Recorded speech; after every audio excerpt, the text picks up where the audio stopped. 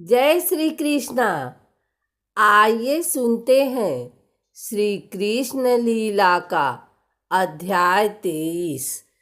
दोनों भाइयों को अस्त्र शस्त्र और शास्त्रों के शिक्षा के लिए सांदीपनी के आश्रम भेजा गया, जहां पहुंचकर कृष्ण बलराम ने विधिवत दीक्षा ली और अन्य शास्त्रों के साथ धनुर्विद्या में विशेष दक्षता प्राप्त की। वहीं उनकी सुदामा ब्राह्मण से भेंट हुई, जो उनका गुरु भाई हुआ। इस आश्रम में कृष्ण ने अपने जीवन के कुछ वर्ष बिताकर कई सारी घटनाओं से सामना किया और यहाँ भी उनको प्रसिद्धि मिली। शिक्षा और दीक्षा हासिल करने के बाद कृष्ण और बलराम पुनः मथुरा लौट आए और फिर वे मथुरा के सेना और शासन का कार्य देखने लगे। उग्रसेन, जो मथुरा के राजा थे, वे कृष्ण के नाना थे। कंस के मारे जाने के बाद उनका श्वशुर और मगध का सम्राट जरासंध क्रोध हो चला था। जब कंस का वध हो गया तो मगध का सबसे शक्तिशाली सम्राट जरासंध क्रोधित हो उठा, क्योंकि कंस उसका दामाद था। जरासंध कंस का ससुर था। कंस की पत्नी मगध नरेश जरासंध को बार बार इस बात के लिए उकसाती थी कि कंस का बदला लेना है। इस कारण जरासंध ने मथुरा के राज्य को हड़पने के लिए 17 बार आक्रमण किए। हर बार उसके आक्रमण को असफल कर दिया जाता था। फिर एक दिन उसने कालयवन के साथ मिलकर भयंकर आक्रमण की योजना बनाई। कालयवन की सेना ने मथुरा को घेर लिया। उसने मथुरा नरेश के नाम संदेश भेजा और कालयवन को युद्ध के लिए 1 दिन का समय दिया। श्री कृष्ण ने उत्तर में भेजा कि युद्ध केवल कृष्ण और कालयवन में हो, सेना को व्यर्थ क्यों लड़ाएं। कालयवन ने स्वीकार कर लिया। कृष्ण और कालयवन का युद्ध हुआ और कृष्ण रणभूमि छोड़कर भागने लगे, तो कालयवन भी उनके पीछे भागा। भागते भागते कृष्ण एक गुफा में चले गए। कालयवन भी वहीं घुस गया। गुफा में कालयवन ने एक दूसरे मनुष्य को सोते हुए देखा। कालयवन ने उसे कृष्ण समझकर कसकर लात मार दी और वह मनुष्य उठ पड़ा। उसने जैसे ही आंखें खोली और इधर उधर देखने लगा, तब सामने उसे कालयवन दिखाई दिया।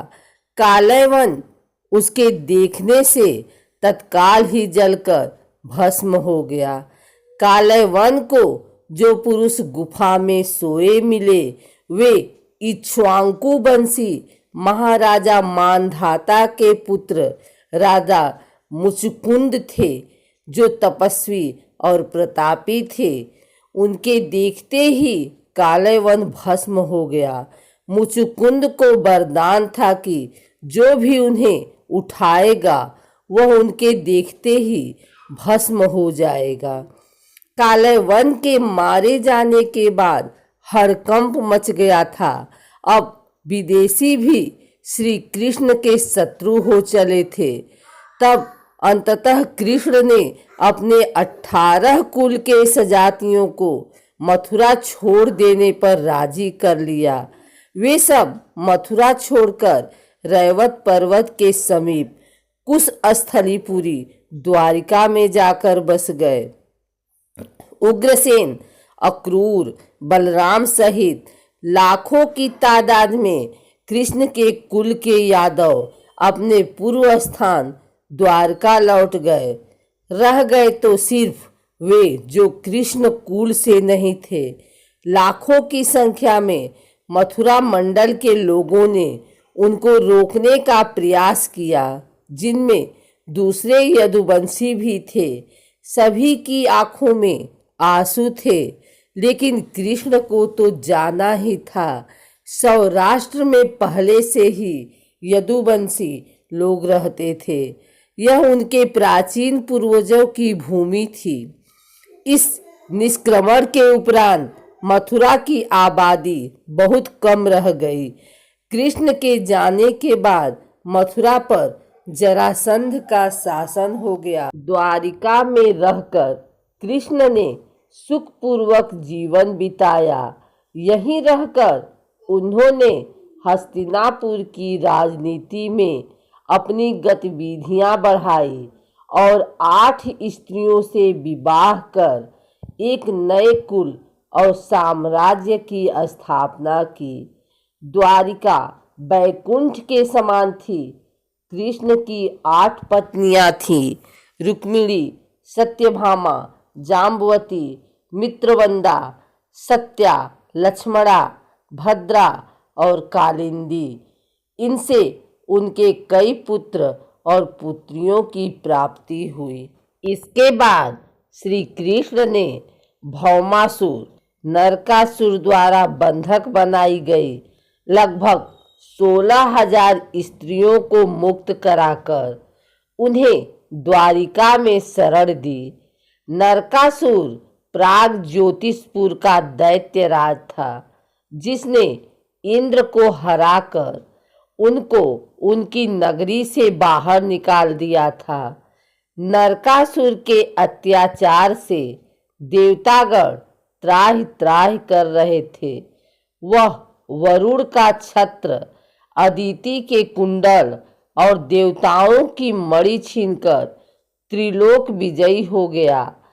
वह पृथ्वी की हजारों सुंदर कन्याओं का अपहरण कर उनको बंदी बनाकर उनका शोषण करता था। मुक्त कराई गई ये सभी स्त्रियों कृष्ण की पत्नी बनी, बल्कि उनकी सखियां और शिष्या थी, जो उनके राज्य में सुखपूर्वक स्वतंत्रता पूर्वक अपना अपना जीवन यापन अपने तरीके से कर रहे थे।